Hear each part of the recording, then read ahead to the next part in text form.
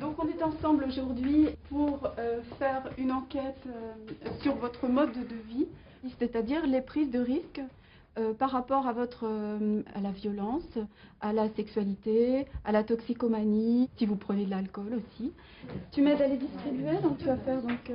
Depuis une dizaine d'années, des chercheurs de différentes disciplines étudient notamment les modes de consommation du cannabis. Il faut dire qu'en France, contrairement à d'autres pays européens, les données scientifiques manquaient cruellement pour éclairer un débat trop souvent passionnel. Pour ces chercheurs, l'outil quotidien qui fonde leurs analyses, c'est l'enquête. J'insiste bien sur un point, c'est que vous devez répondre de façon sincère au questionnaire. Marie Choquet est épidémiologiste. Elle coordonne depuis plusieurs années les enquêtes nationales sur la santé des jeunes en France. Alors moi je travaille sur la santé des jeunes et donc je vais essayer de comprendre d'une part quelles sont leurs consommations, qu'il s'agisse d'alcool, de tabac, de cannabis ou de drogue, mais aussi les autres problèmes de santé, la tentative de suicide, l'absentéisme, la dépressivité. Ceci pour comprendre comment les phénomènes s'associent les uns aux autres et comment durant l'adolescence justement évoluent ces problèmes et leurs associations. La consommation de drogue est aussi un champ d'investigation pour les sociologues. Michel Kokoreff a longuement travaillé dans les milieux populaires du nord de la France. Lui aussi procède à des enquêtes sur le terrain. Des enquêtes sociologiques sur des pratiques déviantes, elles se heurtent à une difficulté majeure. C'est que ces pratiques sont déviantes, elles sont donc souvent illégales, donc elles sont cachées. Bon, donc la population qu'il s'agit d'interroger n'est pas toujours facile à trouver. Marie-Odile Krebs, psychiatre, travaille elle aussi sur la toxicomanie. À l'hôpital Sainte-Anne, à Paris, elle est confrontée à des cas cliniques graves. On fait des études génétiques sur la prédisposition au cancer, sur la prédisposition à l'hypertension. La toxicomanie et les maladies psychiatriques sont des maladies complexes avec une part génétique. La prise de sang permet d'extraire ce matériel génétique et de l'étudier. La recherche qu'elle mène consiste à croiser les données contenues dans le patrimoine génétique des patients avec la connaissance approfondie de leur parcours. Comme Michel qui participe aujourd'hui à l'enquête, tous sont volontaires. Est-ce que vous avez déjà pris du hashish ou fumé du cannabis au moins une fois? Oui. Oui. Ça me fait sourire.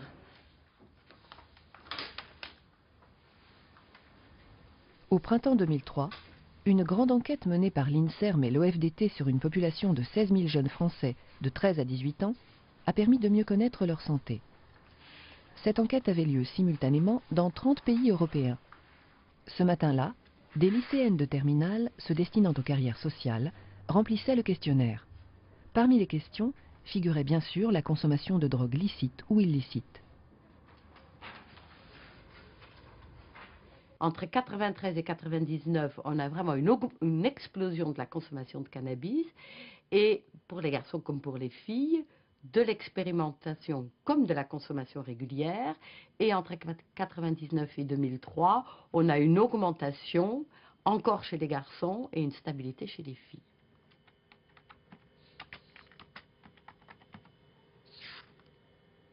On a vu apparaître un comportement nouveau qui est la consommation régulière et quotidienne. Et donc, avant, on avait très peu d'expérimentateurs, donc très peu de consommateurs réguliers. Avec l'explosion, on a bien sûr des consommateurs quotidiens. Et à l'âge de 18 ans, on a environ 10% des garçons qui consomment tous les jours du cannabis. C'est un phénomène tout à fait récent et probablement inquiétant. Pour le tabac, la variable du tabac, le problème, c'est que nous, on avait fait une GV en 99. Oui. Et eux, ils ont fait à partir de la variable simple, en fait. La marge d'erreur existe dans toute recherche humaine, on a toujours une marge d'erreur. On essaie de le limiter au maximum. D'une part, en demandant aux jeunes de jouer le jeu de la réponse qui leur convient. Et ceci, on leur demande de ne pas répondre plutôt que de donner une fausse réponse. C'est une espèce de contrat entre eux et nous.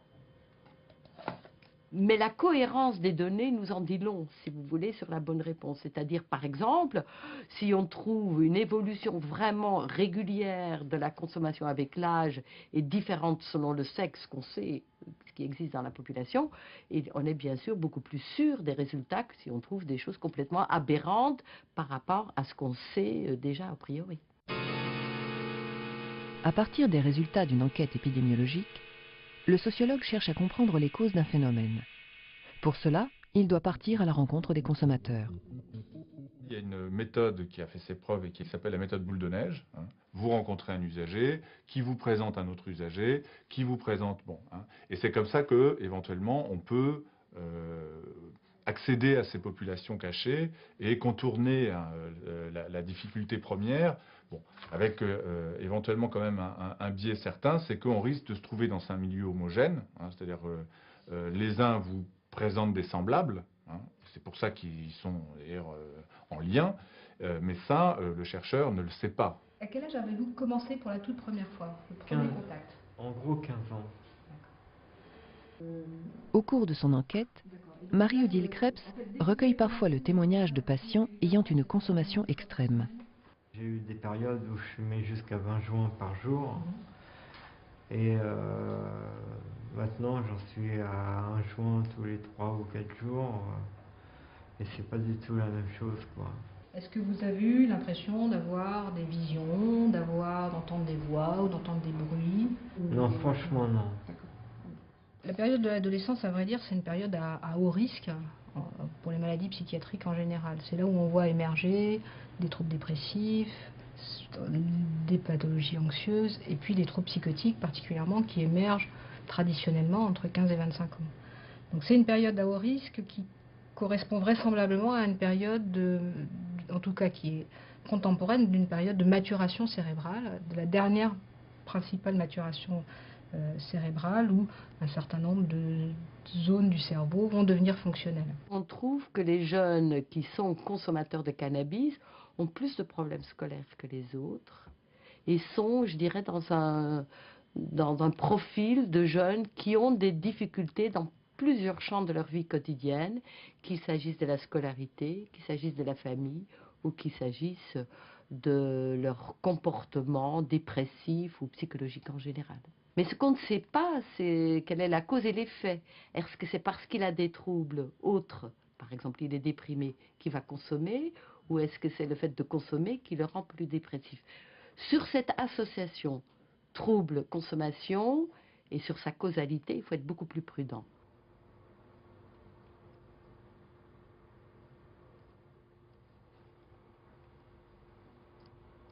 Les prélèvements sanguins réalisés par l'équipe du Dr Krebs alimentent une base de données sur les éventuelles prédispositions génétiques au déclenchement de maladies psychiatriques. La grande question finalement pour les troubles psychiatriques, c'est de comprendre comment, à partir d'une prédisposition, on évolue vers la maladie ou au contraire, on passe au travers des mailles du filet. Et la grande question qu'on se pose, c'est de savoir quel est le rôle précis du cannabis sur ce déterminisme et sur l'émergence des troubles psychiatriques. On ne peut pas dire aujourd'hui que la démonstration est faite que le cannabis induit des schizophrénies. On a le sentiment aujourd'hui, après plusieurs études très bien menées en population générale et sur des longues périodes d'observation, que c'est un facteur aggravant, mais qu'il n'est ni suffisant ni nécessaire. C'est la conclusion, c'est un petit peu l'état des choses aujourd'hui. Ceci étant, on estime néanmoins que le cannabis est responsable d'une partie des cas révélés. Vraisemblablement, ça survient plus volontiers, ces schizophrénies, chez des sujets qui avaient déjà une fragilité.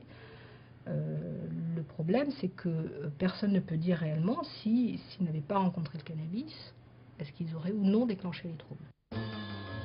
Le cannabis comme déclencheur ou accélérateur de psychose. Le sujet fait donc encore débat. À côté de cette question qui touche une minorité de personnes vulnérables, il y a toutes les interrogations qui concernent la grande majorité des consommateurs. Là aussi, patiemment, les chercheurs en sciences exactes et sciences humaines additionnent leurs résultats. Une société sans drogue est un mythe. Nous vivons dans une société avec drogue, c'était le titre d'un livre qu'on avait écrit avec Claude Faugeron. Ça veut dire qu'on est à un niveau de consommation tel que l'éradication est un leurre. La drogue n'est plus un facteur de marginalité, comme elle l'avait été depuis le 19e siècle et en particulier dans les années 60. Elle est un facteur de surintégration. C'est-à-dire que finalement, que ce soit d'ailleurs des drogues licites, hein, le tabac, l'alcool, le Prozac, le Valium, que sais-je encore, ou des drogues illicites, le cannabis, la cocaïne, l'ecstasy, il y a là autant de supports pour faire face à des contraintes sociales qui sont de plus en plus fortes en tant qu'elles s'appuient de plus en plus sur l'individu. Ce qu'on espère toujours à partir de ces enquêtes, et finalement on finit par aboutir, c'est de modifier l'image des jeunes dans la société et d'apporter une image plus juste, plus nuancée et plus réelle, plus vécue. Je trouve qu'il y a énormément de consommateurs autour de moi de cannabis, mais dans tous les milieux. Hein. C'est pas que les jeunes dans la cité, et voilà, c'est une généralité. Maintenant, il suffit de, même au lycée ou au collège, il suffit de faire 3 pas et ça y est, on peut avoir ce qu'on veut, quoi. Donc, Voilà, donc tous vos dossiers sont dedans. Ça y est, vous avez tous rendu? C'est pas tous les jeunes qui se droguent, qui fument, qui boivent. C'est vraiment, ils mettent tout le monde dans le même sac, je pense. Souvent, on se laisse aller par l'idéologie, parce qu'on croit, parce qu'un cas qu'on a vu, un cas ne se représente pas la réalité. Et donc, de réduire cet écart entre les idées qu'ont les adultes sur les choses et la réalité des faits. Ça, c'est vraiment l'objectif de mes enquêtes. Et on finit par y arriver. On finit.